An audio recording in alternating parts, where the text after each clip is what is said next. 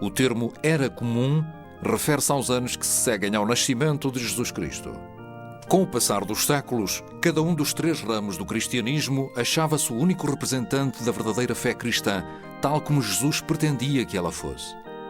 Quer argumentassem ou não ser depositários da única fé verdadeira, as histórias da Igreja Ortodoxa e da Igreja Católica estão intimamente relacionadas e nem sequer é possível estudá-las separadamente. A palavra ortodoxo significa a fé certa e o culto certo, ou a fé verdadeira e o culto verdadeiro. Nós consideramos-nos a verdadeira Igreja de Nosso Senhor Jesus Cristo.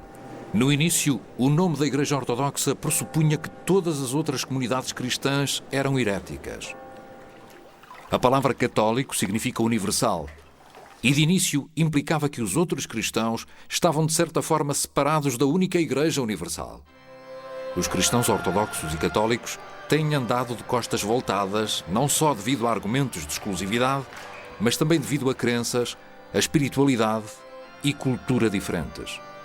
Acima de tudo, estas duas igrejas têm sido divididas pela reivindicação da Igreja Católica de que o Bispo de Roma, conhecido como Papa, deve ser reconhecido como líder de todos os cristãos. No entanto, as duas igrejas são muito semelhantes em alguns aspectos da sua organização e nos seus princípios básicos. Ambas têm uma estrutura episcopal, o que significa que ambas se organizam à volta de uma hierarquia de bispos. Cada um dos bispos católicos ou ortodoxos é responsável por uma comunidade local de igrejas numa área específica ou diocese. A vida religiosa em cada um dos centros gira à volta de uma liturgia ou missa, em que é reconstituída a última ceia de Jesus Cristo. O pão e o vinho, que representam o corpo e o sangue de Jesus, são partilhados pelos devotos. A história do cristianismo não pode ser separada da história do povo judeu. Jesus nasceu numa sociedade hebraica, os descendentes de uma comunidade de escravos do Egito. As escrituras judaicas relatam que esses escravos foram libertados por Deus e que foram conduzidos por Moisés e depois pelos seus sucessores para a terra prometida de Canaã. Os judeus ainda guardam a memória da sua grandeza e independência política sob a liderança do rei David. Mas durante muitos séculos, Israel foi uma cidade cativa, primeiro sob o domínio dos assírios, depois dos babilônios, dos persas, dos gregos e finalmente dos romanos. Quando Jesus começou a sua pregação, o povo judeu vivia na expectativa da vinda de um Messias. Esperava-se que o Messias libertasse os judeus do domínio de Roma e os chamasse a um outro nível de devoção, praticando as leis de Deus. Jesus era um dos muitos pregadores itinerantes que afirmavam que Deus libertaria em breve Israel e que viria então reinar sobre a terra.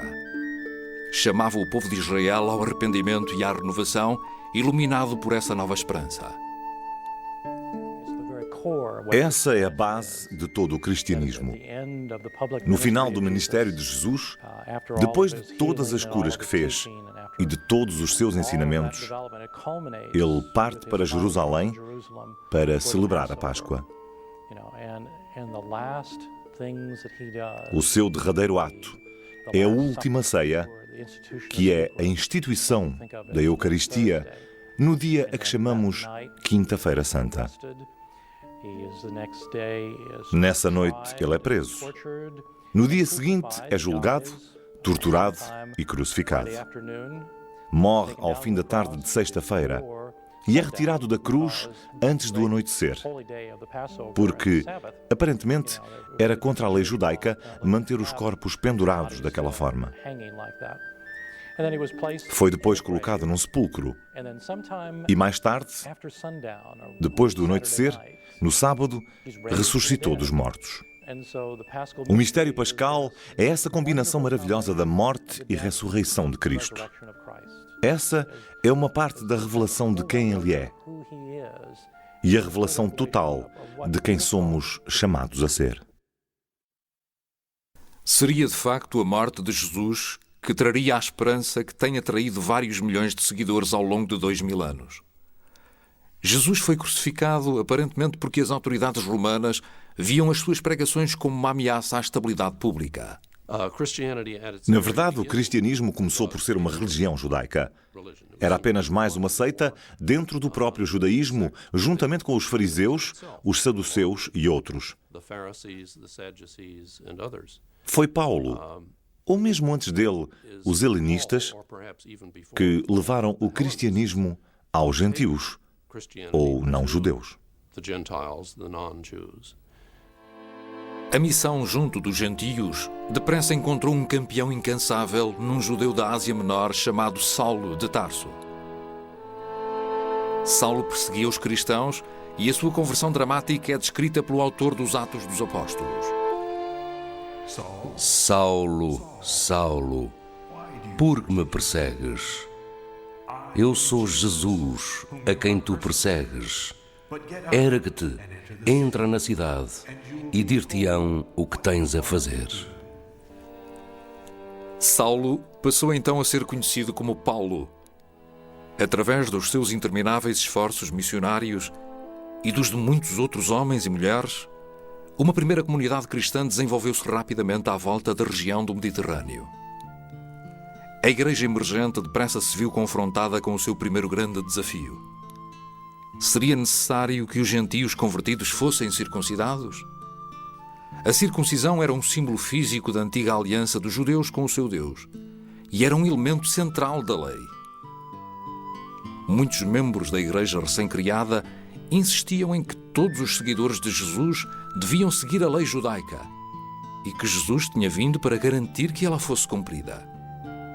Outros, e mais notoriamente Paulo, insistiam que a salvação se baseava apenas na fé em Cristo. Um cristão novo não era então obrigado a subjugar-se à lei judaica. Por volta do ano 49 da Era Comum, os apóstolos e os líderes da igreja reuniram-se para resolver esta questão. A reunião acabou por ficar conhecida por Concílio de Jerusalém. A sua decisão foi entregue na forma de carta aberta aos cristãos gentios da Ásia Menor. Pedia-se aos cristãos gentios que seguissem apenas um mínimo básico de leis judaicas. Não teriam de ser circuncidados.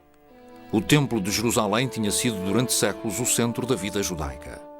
No entanto, no primeiro século da Era Comum, houve várias revoltas judaicas contra a autoridade romana e no ano 70 o templo acabou por ser destruído pelos romanos.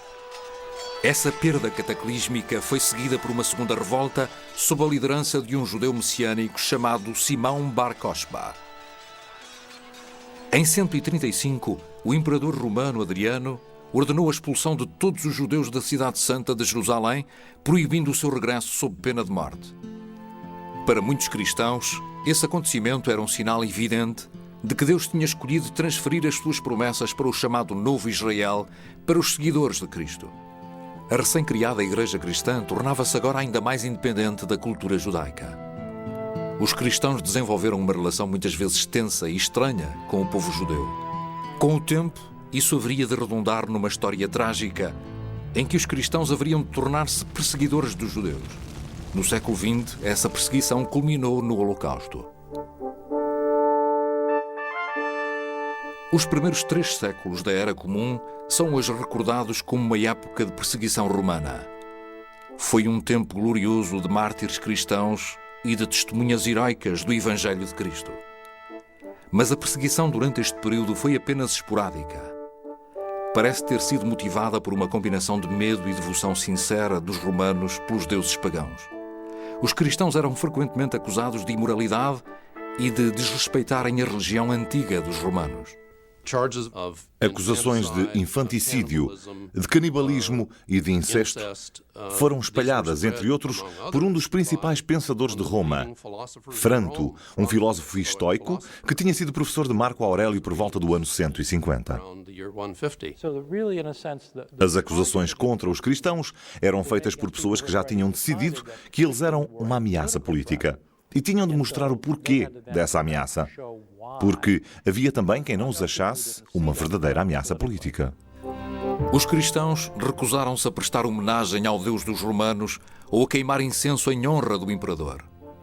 Num mundo hostil, os cristãos achavam-se o povo eleito por Deus. Os mártires eram heróis que deviam ser imolados. A sua coragem e lealdade chegou a impressionar o povo romano. Apesar das perseguições romanas, a maior ameaça à Igreja Cristã era um desafio espiritual levado a cabo por vários movimentos religiosos e filosóficos, coletivamente designados por gnosticismo. Os gnósticos constituíam um tipo particular de cristianismo, que realçava a natureza espiritual dos seres humanos, no sentido em que tinham caído de uma forma ou de outra nesta questão mundial. A sua principal preocupação era serem libertados através do conhecimento, da gnose. É por isso que se chamam gnósticos. Em resposta a esses e outros desafios heréticos, a Igreja fez compromissos teológicos, morais e institucionais que seriam a base do seu desenvolvimento futuro. A primeira linha de resposta a essas heresias era afirmar o cânone da Escritura tal como hoje o conhecemos. A Bíblia cristã inclui as Escrituras hebraicas, ou o que os cristãos chamam Antigo Testamento. Também inclui os conhecidos 4 Evangelhos, os registros de Paulo e outros textos atribuídos aos apóstolos. A criação do cânone não aconteceu de uma vez só. No entanto, no início do século III, o cânone da Escritura cristã já tinha basicamente a mesma forma que conhecemos hoje. A Igreja cristã comprometeu-se com a visão hebraica de um Deus Criador, com todo o esplendor e ambiguidade que essa visão levanta.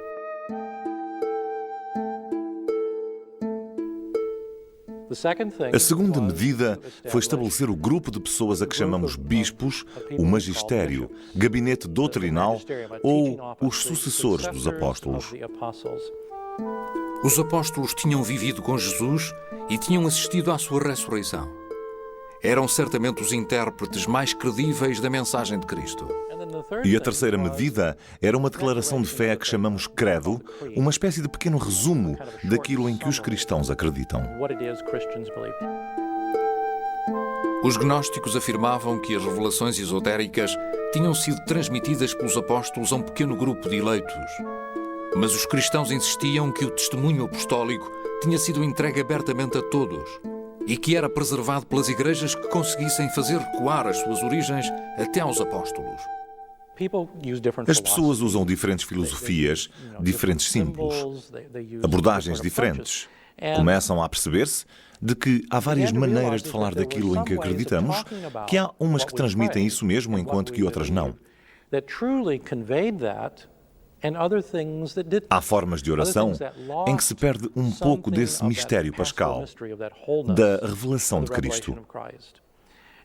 Foi assim que a Igreja se começou a fracionar. Havia pessoas a dizerem coisas que não tinham nada a ver com a tradição que tínhamos recebido dos apóstolos.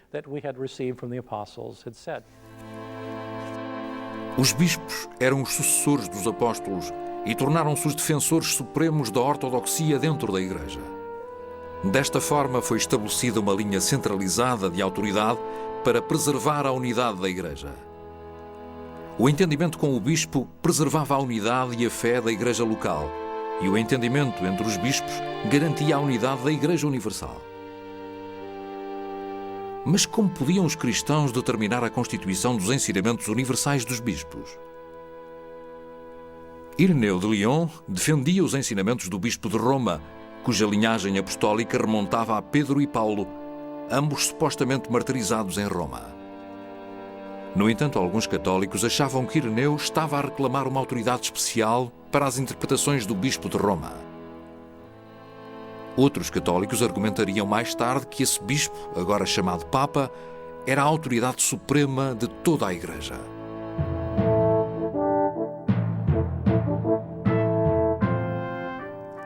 Quando Augusto estabeleceu o Império Romano no ano 31 antes da Era Comum, essa foi sem dúvida uma das grandes realizações da Antiguidade. No entanto, o seu projeto de governo era bastante precário. Não havia uma regra de sucessão clara para o cargo de imperador de Roma. O Império foi então periodicamente abalado por guerras civis e o governo imperial era cada vez mais dominado pelo exército. Em 313, Constantino tornou-se co-imperador, juntamente com Licínio, o governante das províncias do Danúbio. Mas em 324, Constantino derrotou Licínio e ficou sozinho como imperador de Roma. O Império estava de novo sob um governo relativamente estável, mas a importância da vitória de Constantino foi além dos seus efeitos imediatos. Constantino tinha-se tornado cristão em 312, facto que determinaria o futuro do Império Romano e da própria Igreja cristã. Eusébio, um historiador e bispo de Cesareia, argumentava que Constantino lhe tinha contado que tivera uma visão miraculosa que o convertera ao cristianismo. O imperador dizia que essa visão tinha acontecido um dia antes da Batalha da Ponte Milvio, onde ele derrotaria o seu rival Maxêncio, ganhando o controle da cidade de Roma. Mais tarde, Constantino fez um estandarte, usando ouro e pedras preciosas para fazer uma imagem da cruz e o Kyro, que é o monograma grego de Cristo. Foi com esse estandarte à frente dos seus exércitos que Constantino lutou contra Maxêncio e ganhou. A conversão de Constantino teve um efeito enorme na Igreja cristã. Subitamente, os cristãos passavam das agonias e glórias da perseguição para um estatuto invejável, enquanto seguidores do mesmo credo que o imperador romano. Esta mudança trouxe novas liberdades e novas responsabilidades, com a entrada de muitos cristãos na vida pública do Império Romano. Diz-se que Constantino foi de novo presenteado com um sonho divino quando, em 324, fundou uma cidade nas margens do rio Bósforo, no local da antiga Bizâncio. Deu-lhe o nome de Constantinopla. Em 330, a nova cidade foi consagrada e Constantino transferiu a capital do Império Romano de Roma para Constantinopla. Isso provocou uma divisão gradual do Império. Essa divisão seria formalizada em 364, mais de 3 décadas depois. O Império dividido acabaria por dividir também as igrejas católica romana e a ortodoxa. Constantino proporcionou à Igreja um período de paz e segurança que era tão desejado quanto necessário. Os líderes cristãos podiam agora virar a sua atenção para assuntos doutrinais, especialmente os relacionados com a figura mais importante da história do cristianismo, Jesus de Nazaré. Para os primeiros cristãos, não era claro o que se dizia sobre Jesus e a sua relação com Deus, a quem ele chamava Pai. Nos textos parecia transparecer a evidência de que Jesus era mais do que apenas um homem bom, de que era mais do que um grande profeta ou curandeiro inspirado. Por volta do século IV, muitos cristãos acreditavam que Jesus, o homem, era a encarnação daquilo a que chamavam o Logos de Deus. O Logos de Deus significava simplesmente a Palavra de Deus e era normalmente identificado com o Filho de Deus Pai. Muita gente converteu-se ao cristianismo não por acreditar realmente em Cristo, embora alguns pudessem até acreditar, mas porque estava na moda. O imperador apoiava o cristianismo. Muitas dessas pessoas não abandonaram o paganismo. Tentaram unificá-lo, à falta de um termo melhor, com as suas práticas cristãs. O paganismo e o cristianismo foram associados. Quando fizeram isso, o que aconteceu foi que surgiu a ideia de que Cristo não poderia ser o verdadeiro Filho de Deus, porque o antigo Deus grego não podia ter nada a ver com este mundo. Isso significaria uma necessidade. E Deus não precisa de nada. Houve um sacerdote da Igreja de Alexandria que colocou essas duas ideias lado a lado e chegou à conclusão de que Cristo nunca podia ser o Filho de Deus. Ele era um ser privilegiado, melhor do que nós, mas não passava de uma criatura como nós. Esse sacerdote chamava-se Ário e foi com ele que se começaram a cantar hinos. Ário ensinava esses trechos sobre Cristo não ser o Filho de Deus ou sobre uma época em que ele não existia. Isto aos marinheiros e outras pessoas que depois espalharam essas doutrinas. Atanásio entra então em cena para defender vigorosamente que o Logos é Deus e que Jesus é a encarnação de Deus. O episcopado grego divide-se em duas fações sobre a questão de o Logos ser criado por Deus, como defendia Ário, ou ser o próprio Deus, como argumentava Atanásio e outros. Quando havia um problema numa igreja específica, esse problema era resolvido dentro dessa igreja. Mas o que aconteceu com as heresias arianas, como são chamadas, é que Cristo não era considerado o Filho de Deus e que houve uma época em que ele nem sequer tinha existido. A ideia espalhou-se por toda a igreja, tornando-se um problema generalizado. Constantino, São Constantino, queria obviamente um império unido. E se a Igreja estivesse em tumulto, haveria problemas dentro do império. Constantino convocou então o primeiro concílio ecuménico, reunindo o maior número de bispos possível. É claro que nem todos compareceram, apenas 318. Encontraram-se na cidade de Niceia, fora de Constantinopla, no ano 325 d.C., e fizeram o que tinham feito os seus antepassados apostólicos.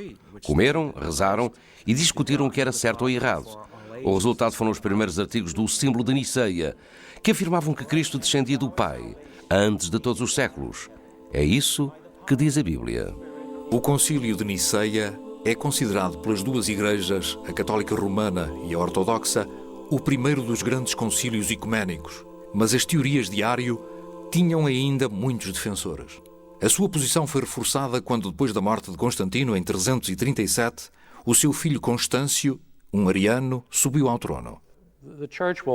A Igreja viu-se obrigada a definir com muito mais precisão a forma como falava da natureza e origem de Cristo e a defendê-lo de ambas as formas. Por vezes defendia o seu lado divino, outras vezes o lado humano. Mas foi essa definição que deu origem ao credo.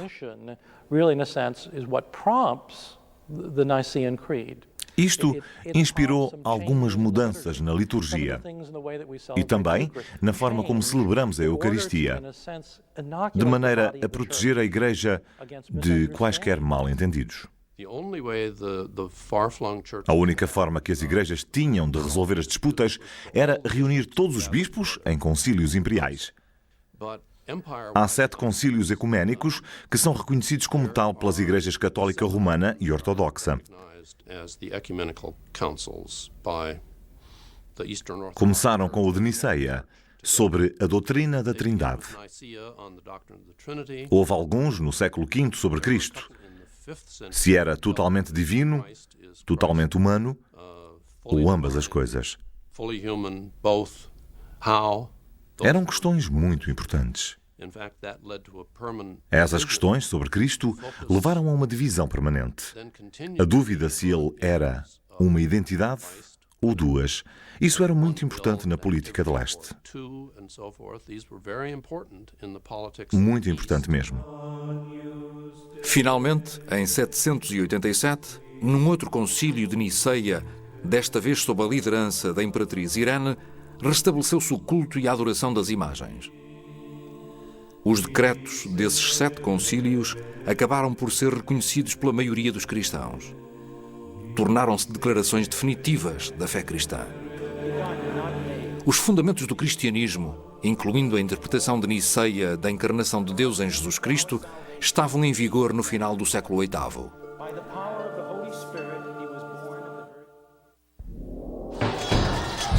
Em 410, Alarico, rei visigodo e cristão ariano, conquistou a cidade eterna de Roma.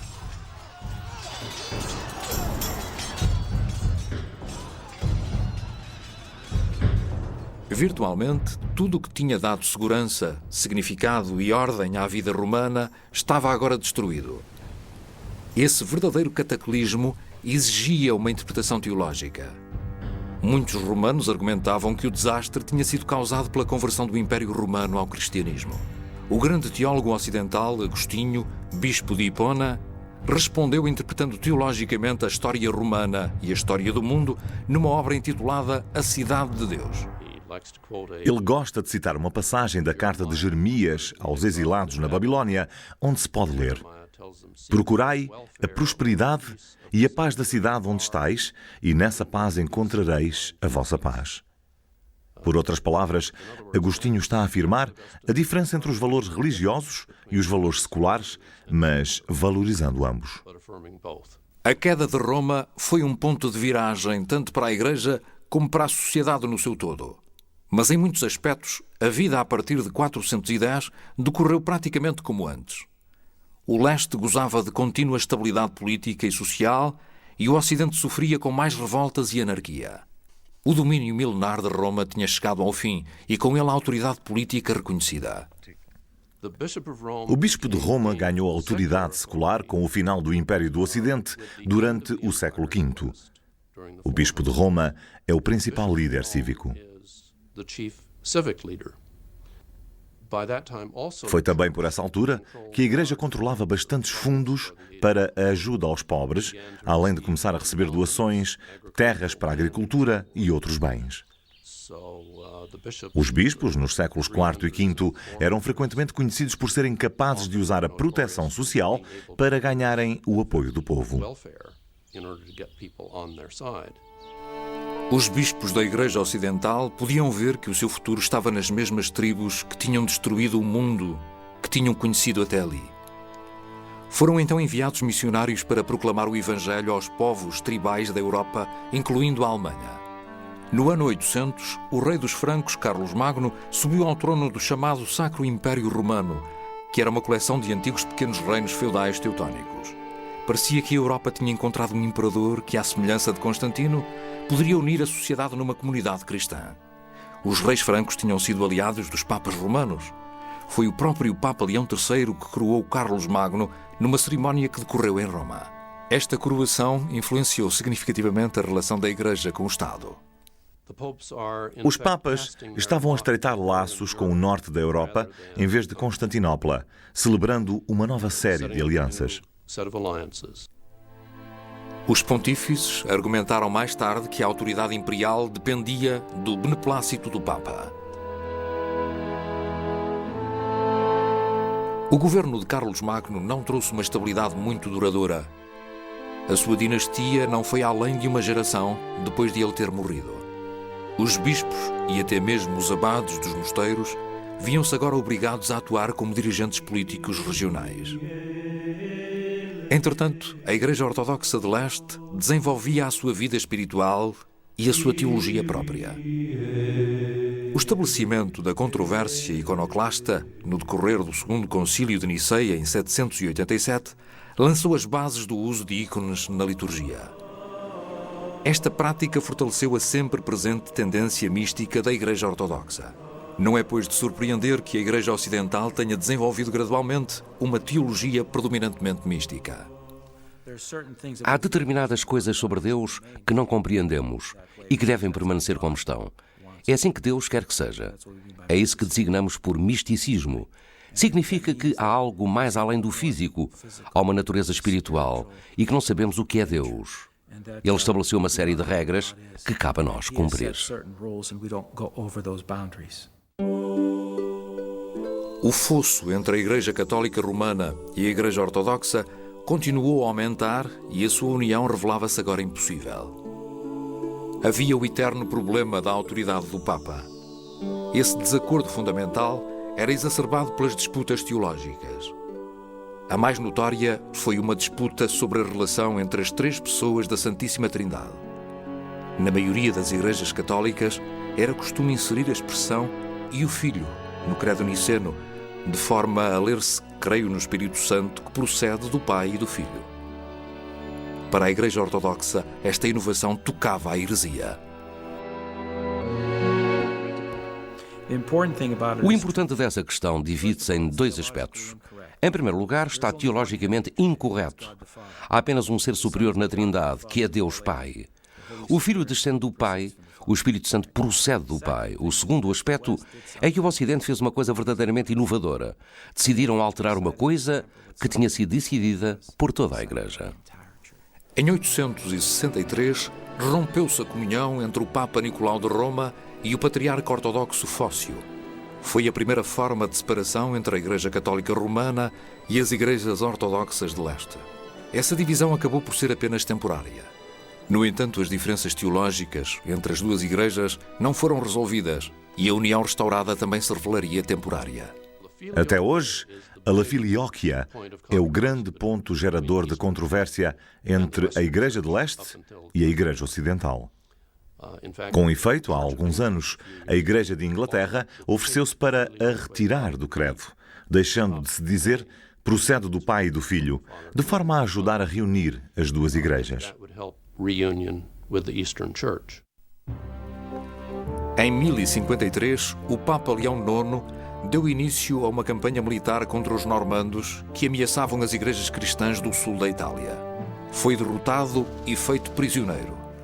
Do seu cativeiro conseguiu enviar o cardeal Humberto para pedir ajuda ao imperador bizantino e ao patriarca de Constantinopla. A carta do Papa Leão para o imperador era conciliadora, mas a carta dirigida ao patriarca tinha um tom ligeiramente diferente.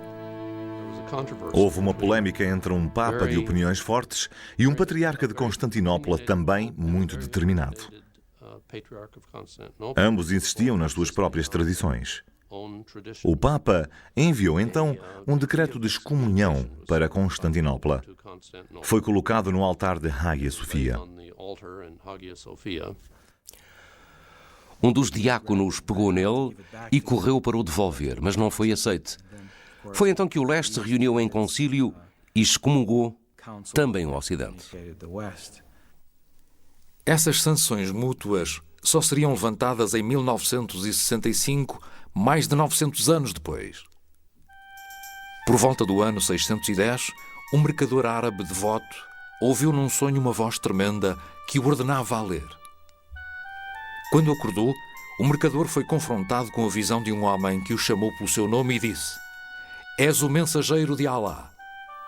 Os muçulmanos acreditam que esta foi a primeira de uma série de visões em que Maomé recebeu muitos discursos, que mais tarde seriam conhecidos como a leitura, ou em árabe, Al-Quran. O Corão contém muitas injunções para espalhar a fé.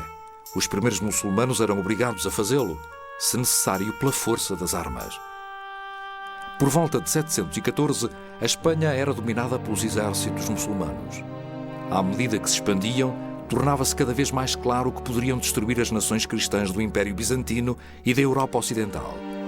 Depois da derrota da Anatólia em 1071, o imperador de Bizâncio, Aleixo Comneno, pediu ajuda ao Ocidente. Os imperadores do leste pediram a ajuda do Ocidente e obtiveram-na. Os cruzados foram em auxílio dos imperadores de leste. Faziam parte de uma operação de salvamento da Igreja de Leste. Os clérigos da Igreja Católica Romana e os cavaleiros da Europa Ocidental reagiram prontamente. Muitos ocidentais ficaram verdadeiramente horrorizados com o facto de as igrejas de leste estarem sob a ameaça daquilo que consideravam uma missão pagã. A Palestina, a mesma terra que tinha sido santificada pela vida e morte de Jesus, era agora controlada pelos muçulmanos. E, aparentemente, alguns membros da Igreja queriam que as classes guerreiras se juntassem para combater um inimigo comum, para evitar outros confrontos. Quaisquer que fossem as razões, em 1095 o Papa Urbano II convocou uma cruzada. Essa missão sagrada iria proteger o cristianismo de leste e retirar a Terra Santa das mãos dos muçulmanos. Uma série de 4 cruzadas durou até ao século XIII. Mas as relações entre as cruzadas do Ocidente e o Tribunal Bizantino foram de mal a pior.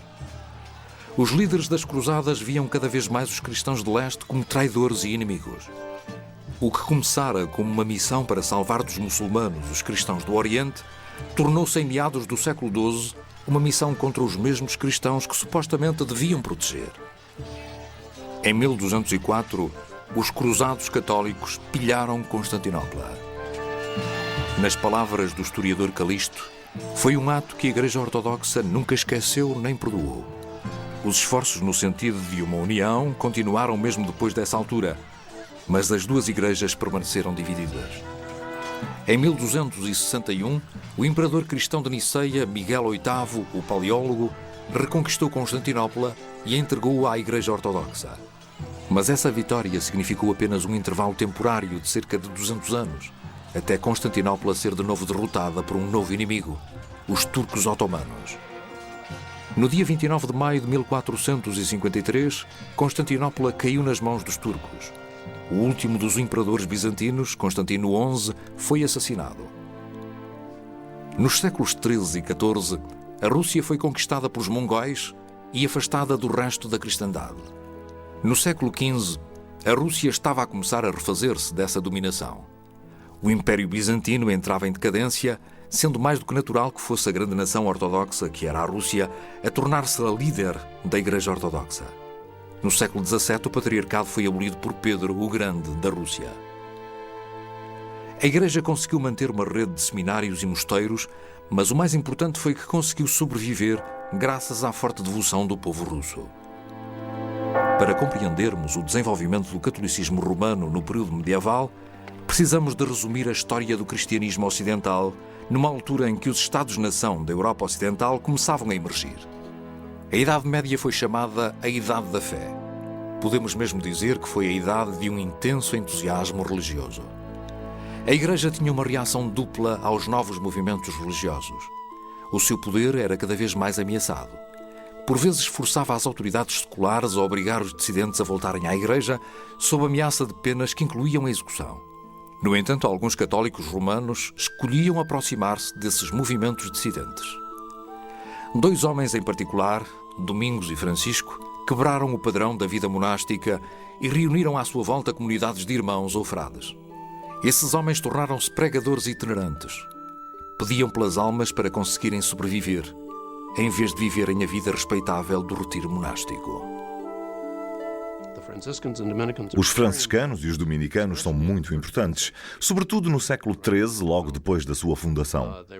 Eram missionários do mundo islâmico, indivíduos interessantes que depressa dominaram as universidades. Penso que a razão era terem o seu próprio sistema de recrutamento. Não dependiam dos favores de nenhum bispo. Podiam distribuir os seus membros sempre e como quisessem.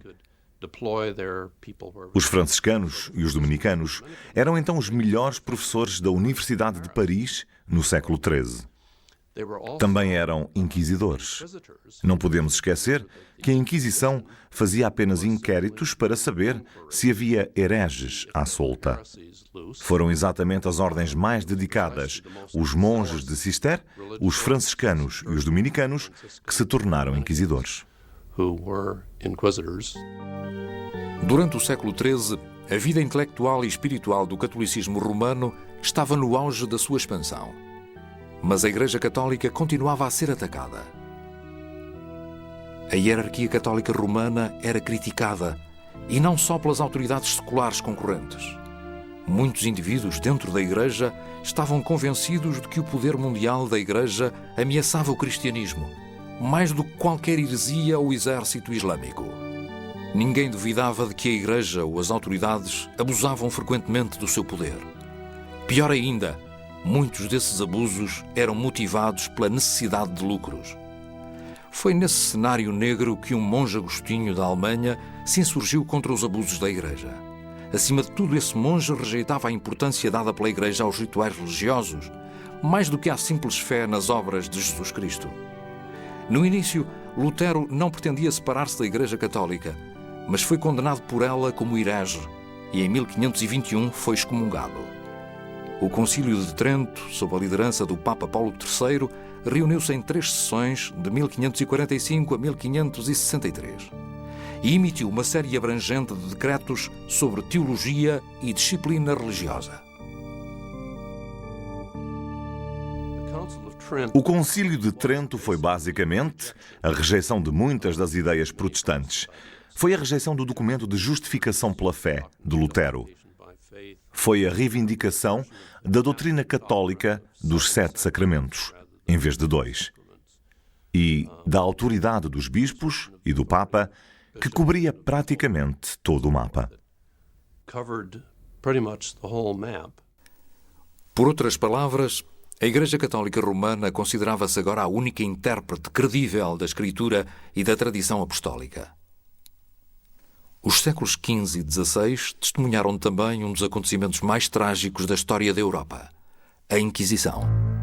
A Inquisição foi um fenómeno complicado. Nesta altura, havia de facto 2 Inquisições, a espanhola e a romana. Alguns espanhóis protestantes seriam trazidos aos tribunais da Inquisição, mas as grandes vítimas foram os judeus, os muçulmanos e os convertidos destas religiões ao cristianismo. Fazendo uma retrospectiva daquilo que foi a Inquisição, penso que se tornou um símbolo de intolerância religiosa, uma reação demasiado extrema à diversidade dentro da Igreja. Naquela época, estavam a passar-se muitas coisas. Havia muitas divisões na Igreja Católica, muita gente que desafiava os preceitos básicos da fé.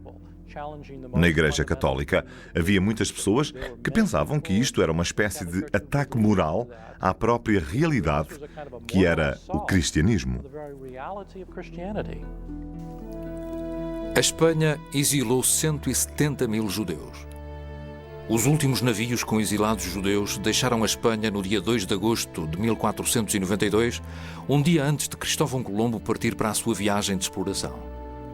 Em 1500, os muçulmanos espanhóis seriam confrontados com a mesma escolha: a conversão ou o exílio. Mais tarde, a Inquisição Romana seria responsável por um dos equívocos mais flagrantes de todos os tempos: a condenação por heresia de Galileu, em 1642. Essa condenação durou 350 anos. Nos séculos que se seguiram, a Igreja Católica Romana tornou-se cada vez mais hierárquica. A autoridade centrou-se cada vez mais na figura do Papa. Essa tendência centralizadora foi particularmente notória no primeiro Concílio do Vaticano, que teve lugar em Roma em 1870. Pela primeira vez afirmou-se oficialmente a crença na infalibilidade do Papa.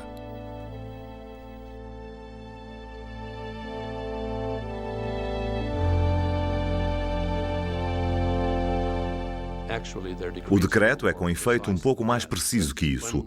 Afirma que quando o Papa fala ex cathedra, ou seja, formalmente, em assuntos que tenham a ver com fé e moral, fala com essa infalibilidade que Cristo desejava para a sua Igreja. O que estavam a fazer não era criar algo que não existia, estavam apenas a delimitá-lo.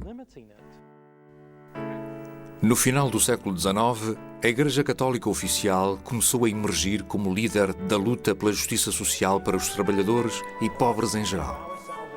Nos séculos XIX e XX, as igrejas ortodoxas também testemunharam o aparecimento de novos movimentos teológicos, todos com a esperança de se elaborar uma teologia cristã moderna.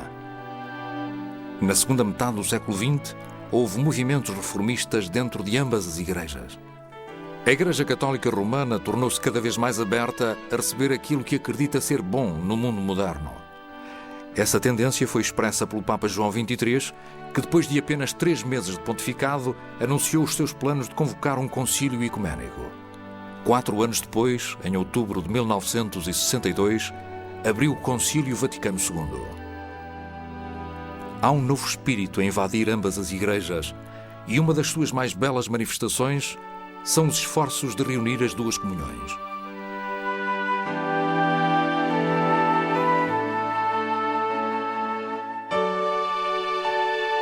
Apesar dos esforços de clérigos e teólogos de ambas as comunidades, a Igreja Católica Romana e a Igreja Ortodoxa continuam divididas em questões importantes de fé e prática religiosa. Mas, pela primeira vez em muitos séculos, há razão para ter esperança no fim dessa divisão. Sempre haverá alguma adversidade. A Igreja sofreu sempre alguns tumultos vindos do seu interior e do exterior, porque Satanás está sempre a tentar arranjar uma forma de nos destruir. Quando recuamos à história da salvação, vemos que são, na verdade, 2 histórias. Uma história de graça divina e uma história de pecado. E as 2 estão continuamente em interação. Nós acreditamos que, com a morte e ressurreição de Cristo, a graça triunfará. Acreditamos que, no final, triunfará a vontade e o poder de Deus e que o seu reino será restabelecido. No final, o demónio vai ser vencido. Enquanto existirmos, viveremos sempre com estas 2 histórias de graça e de pecado. And sin.